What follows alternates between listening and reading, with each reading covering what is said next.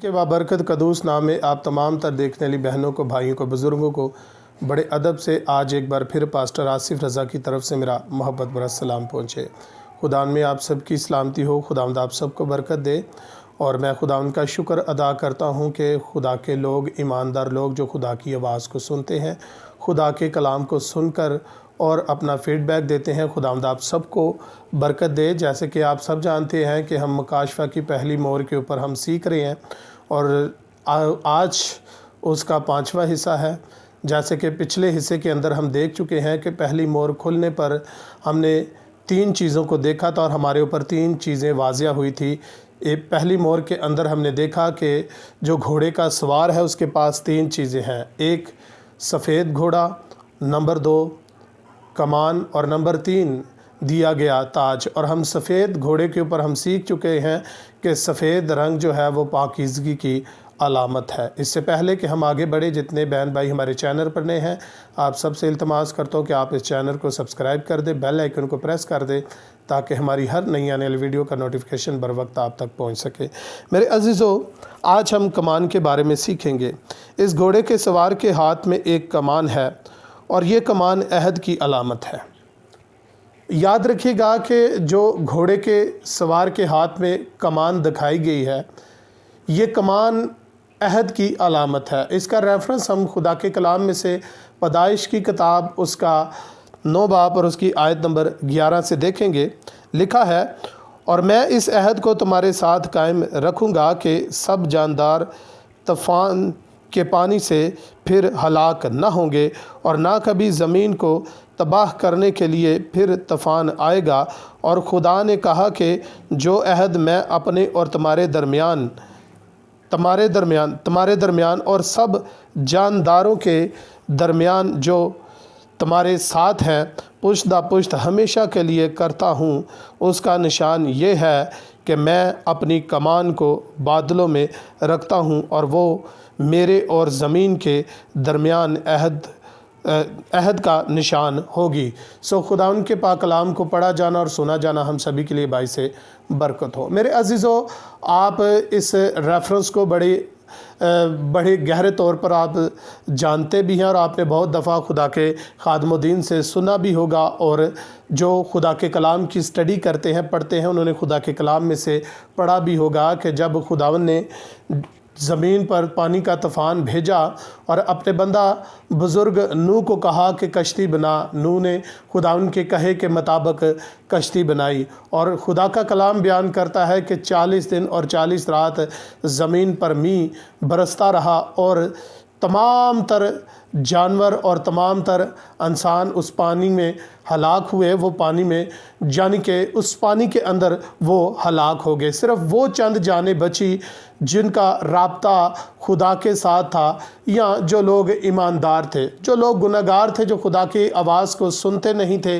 جو خدا کے کلام کو رد کرتے تھے، جو خدا کے بندہ بزرگ نوح کا تمسخر اڑاتے تھے، وہ سب پانی کے طوفان میں ہلاک ہو گئے۔ اور جب زمین پر سے پانی خشک ہوا تو خدا نے اپنے بندہ بزرگ نوح سے عہد کیا، اور عہد یہ کمان کا عہد کیا۔ اور جیسے کہ بارش ختم ہوتی ہے تو آسمان پر ہمیں چند کلر کی ہمیں لائنیں دکھائی دیتی ہیں، اسے کوس قزح بھی کہا جاتا ہے۔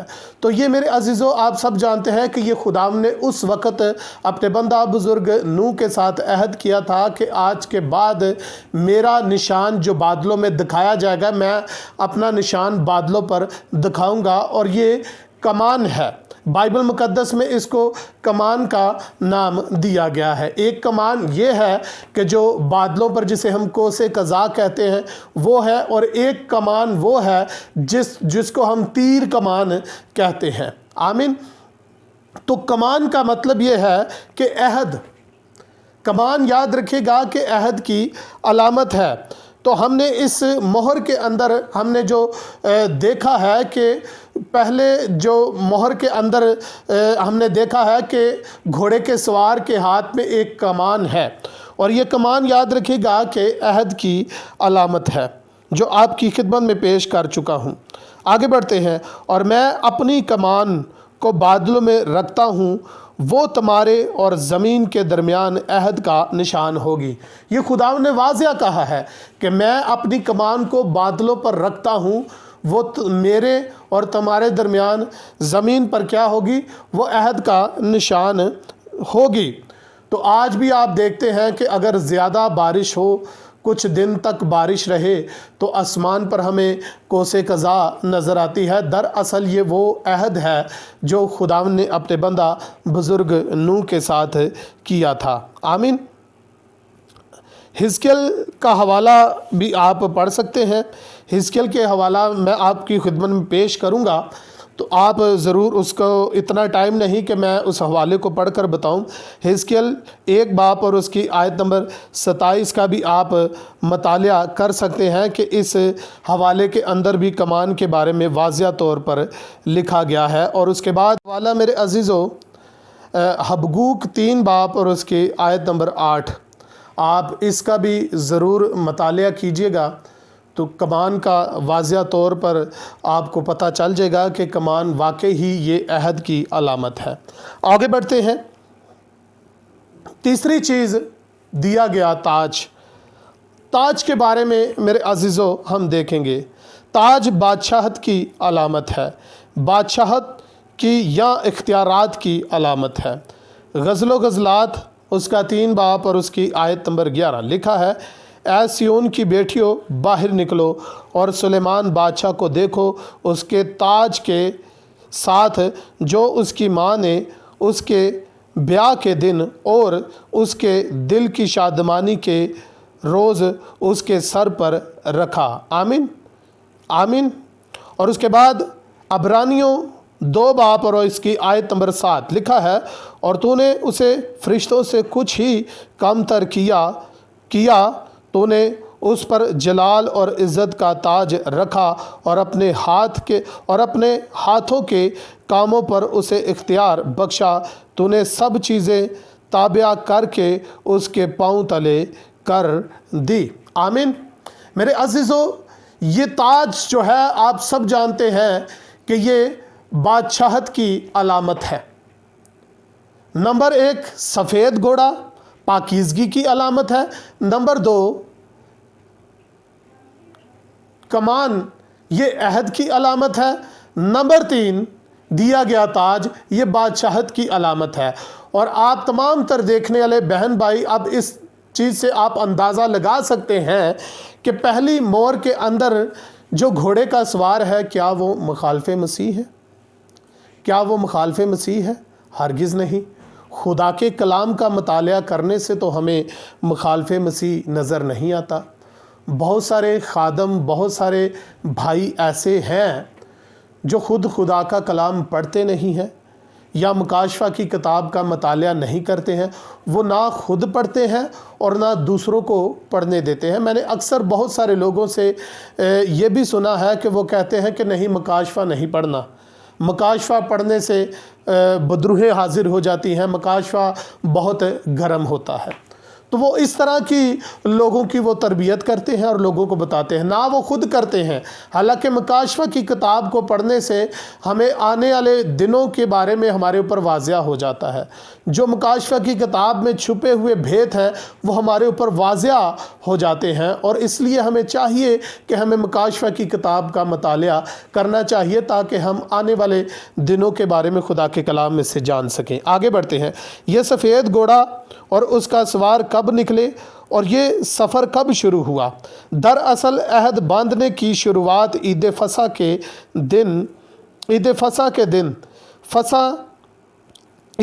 کے دن مسیح نے کی۔ گھوڑے کا سوار خود یسوع المسیح ہے، نہ کہ مخالف مسیح ہے۔ گھوڑے کا سوار کون ہے؟ گھوڑے کا سوار خود یسوع المسیح ہے، کیونکہ ٹھیک عید فصح کے دن اس نے اپنے رسولوں کے ساتھ عہد باندھا۔ ٹھیک عید فصح کے دن اس نے اپنے رسولوں کے ساتھ عہد باندھا، جب خداوند یسوع مسیح اپنے شاگردوں کے ساتھ بیٹھا ہوا تھا، روٹی توڑ رہا تھا، انگور کا شیرہ پی رہا تھا۔ تو یہ وہ عہد ہے جو اپنے شاگردوں کے ساتھ خود خداوند یسوع مسیح نے باندھا۔ اور دن ठीक ईद फसा के दिन उसने अपने रसूलों के साथ अहद बांधा और अहद बांधने का सफ़र जारी हुआ। अहद के ज़रिया से हम पाक होते हैं और रास्तबाज होते हैं, और ये सफ़र खिदमत का है, अहद बांधने का है। ये सफ़र खिदमत का है और अहद बांधने का है। ये पाकीज़गी का घोड़ा अपना सफ़र जारी करता है और इसका सवार लोगों के साथ अहद करता है, और घोड़ा और उसका सवार अब तक ये सफ़र कर रहे हैं और लोगों के साथ अहद बांध रहे हैं। जितने लोगों के साथ अहद बांधा जा रहा है और जितने इस अहद पर कायम रहेंगे वो सब बाकी 6 मोहरों की आफतों से महफूज हो जाएंगे। जितने लोग, याद रखिएगा कि ये अहद ईद फसा के दिन बांधा गया और ये सफ़र अभी भी जारी है, और घोड़े का सवार आज भी अपने लोगों के साथ अहद बांधता जा रहा है। जितने लोग इस अहद में शामिल होंगे, याद रखें कि वो मुकाशफा की बाकी 6 मोहरों की आफतों से महफूज हो जाएंगे। आमीन। और यहाँ हम बर्रे को पहली मोहर खोलते यूँ देखते हैं कि खुदा के बेटे का मुकाशफा हमारी दिलचस्पी का हामिल है, क्योंकि ना सिर्फ ये मसीह के नौयत को मज़ीद वाज़िया तौर पर ज़ाहिर करेगा, बल्कि इस तरह ये खुदा की खुदाई फितरत को भी वाज़िया तौर पर ज़ाहिर करेगा। अगर हम ज़बूर का हवाला देखें, ज़बूर 45 और उसकी आयत नंबर 1, तो कुछ यूँ मरकूम है, लिखा है, मेरे दिल में एक नफीज़ मज़मून जोश मार रहा है। मैं वही मज़ामीन सुनूंगा जो मैंने बादशाह के हक़ में कलम बंद किए हैं। जो मैंने बादशाह के हक़ में कलम बंद किए हैं। ज़बूर नवीस कहता है कि मैं वो, मेरे दिल में एक नफीज़ मज़मून जोश मार रहा है और मैं वही मज़ामीन लिखूँगा जो मैंने बादशाह के हक़ में लिखे हैं, कलम बंद यानी कि किए हैं। आमीन। तो मेरे अजीज़ों, आज हमने खुदा के कलाम में से हमने देखा, और आप जितने बहन भाई हमारी वीडियो को देख रहे हैं, आप ज़रूर इस मैसेज को सुनकर और सोचिएगा कि मुकाशफा की किताब के अंदर जो पहली मोहर खुलने पर जो हमने घोड़े का सवार देखा, क्या आप इन हवालों को सुनकर या पढ़कर आप इससे अंदाज़ा लगा सकते हैं क्या वो मुखालिफ मसीह है? नहीं, हरगिज़ नहीं, बल्कि वो मेरा और आपका मुनज्जी खुदावंद यीशु अल मसीह है। मुझे और आप सबको अपने कलाम के वसीला से बहुत ज़्यादा बरकत दे। ज़िंदगी रही तो फिर कभी खुदा की ज़िंदा आवाज़ को लेकर खुदा की मर्ज़ी के मुताबिक छठे हिस्से के साथ आपकी खिदमत में हाजिर होंगे। खुदावंद आप सबके साथ हो। आमीन।